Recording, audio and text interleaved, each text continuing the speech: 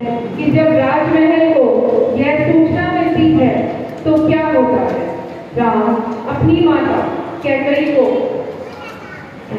कि मां, हे माता, आपके वचनों का राम पूर्णतः पालन करेगा और रघुकुल की परंपरा पर कोई आंच नहीं आने देगा। आइए देखते हैं।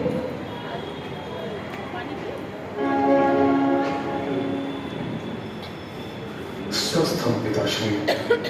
भरत युवराज के पद के लिए सर्वथा योग्य है।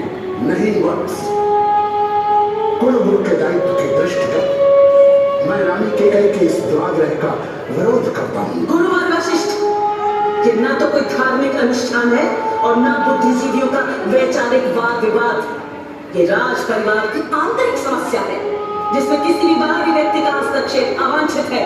रानी, आप मर्यादा का अतिक्रमण कर रही है। राज्य किसी की व्यक्तिगत संपत्ति नहीं होता। राजा मात्र संरक्षक के रूप में अपने दायित्वों का निर्वाह करता है। आपको दिए गए वचनों का निर्वाह महाराजा दशरथ का व्यक्तिगत दायित्व है, राज्य का नहीं। जन भावनाओं और आकांक्षाओं की अनदेखी करने के परिणाम सदा ही विनाशकारी होते हैं। रानी, मैं देख पा रहा हूं कि आपके हाथ में पश्चाताप के अतिरिक्त और कुछ नहीं आने वाला। चलता हूं वत्स, इस अमर्यादित वातावरण में और ठहरना उपयुक्त नहीं है।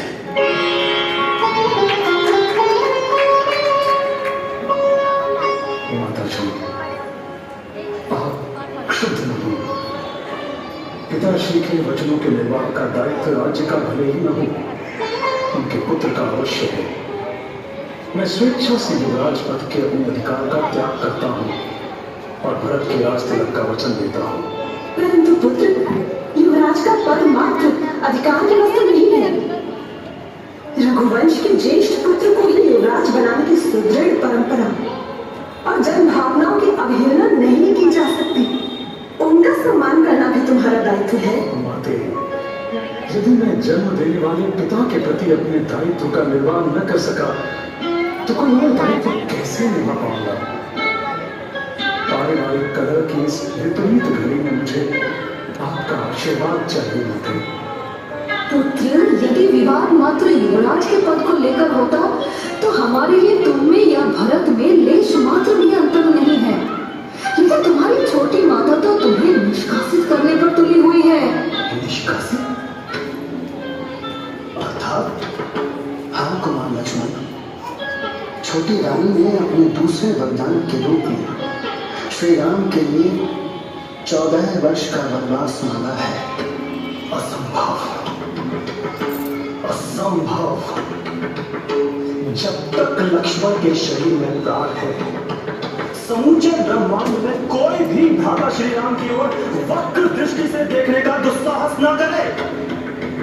भ्राता श्री, आप निसंकोच युवराज का पद ग्रहण करें। यदि एक भी विरोध का स्वर मुखरित हुआ तो आपके चरणों की सौगंध।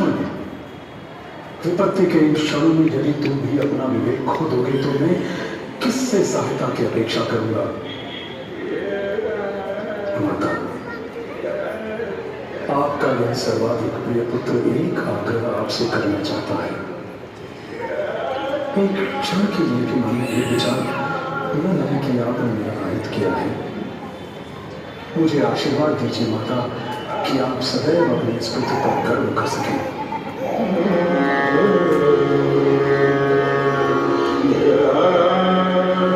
पिताश्री,